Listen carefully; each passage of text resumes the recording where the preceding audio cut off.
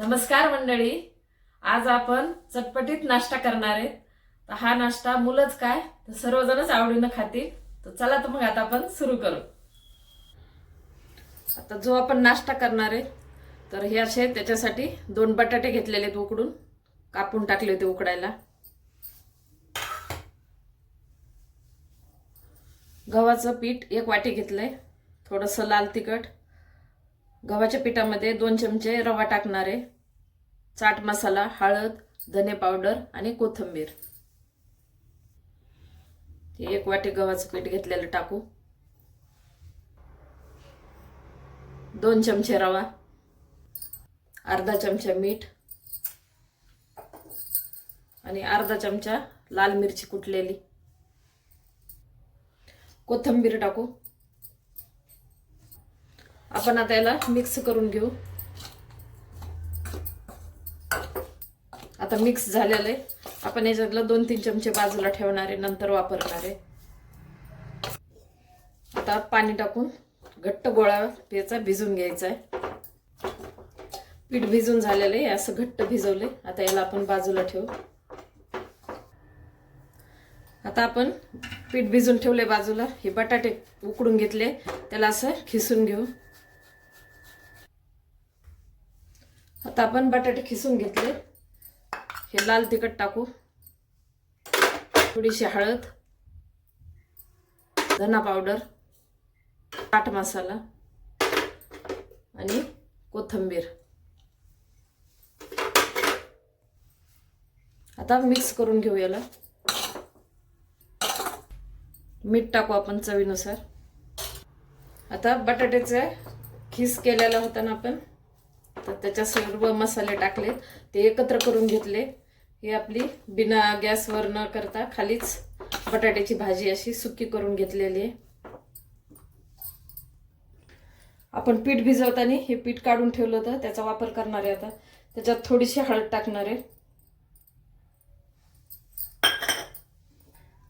आणि पाणी टाकून त्याला थोडंसं असं जास्त पातळ नाही आणि जास्त घट्ट नाही. आता आपण हे असं त्या पिठाला तयार करून ठेवलेलं आहे. आता आपण पोळी लाटायला सुरुवात करू. आता पूर्ण पीठ आपण घेतलं होतं का, ते भिजून ठेवलं होतं, परत एकदा त्याला थोडंसं मऊ करून घेतलं आणि सर्वच एकदाच घेतलेलं आहे. चांगला मोठा गोळा घेतला आहे मी. आता त्याला थोडंसं कोरडं पीठ लावू आपण आणि याची थोडी जाड पोळी लाटून घ्यायची. ही अशी मोठी जाड पोळी मी लाटून घेतलेली. आपण आता गोल आकार होता ना, त्याच्या बाजूचा आपण असं कापून घेणार आहे. थोडासा चौकोनी आकार आणायचा आपल्याला. तर आपण ही शेजवान चटणी घेतलेली, तर ही याला लावून घ्यायची.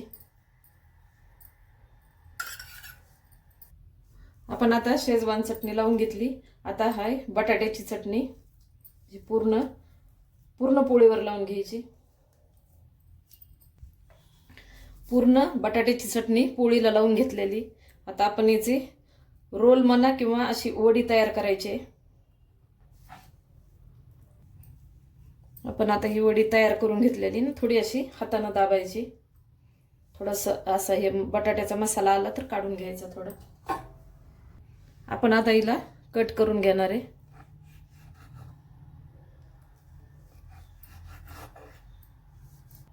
आपण हे अशा वड्या तयार करून घेतल्या. थोडंसं जर बाहेर आलं तर थोडंसं असं दाबून घ्यायचं. छान झालेल्या. आता याला फ्राय करू आपण. आपण तेल गरम करायला ठेवलं होतं, तेल गरम झाले आणि हे पीठ असं हे करून पाणी करून टाकलेलं होतं. तर आता आपण ही वडी तयार केलेली याच्यात टाकून अशी काढून आपल्याला तेलामध्ये सोडायची. दुसरी पण अशी, त्याच्या आपण जास्त येऊ द्यायचं नाही, थोडंसं चमचाला असं करून तेलात सोडायचं. आता खालची बाजू आपण वरती करू. छान कलर येऊपर्यंत तळायचं आहे. तर आता कलर आलेला आहे छान. आता आपण याला काढून घेऊ.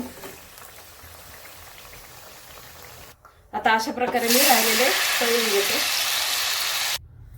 अशा प्रकारे गव्हाच्या पिठापासून चटपटीत नाश्ता तयार आहे. एकदा नक्की ट्राय करा आणि कमेंटमध्ये कळवा.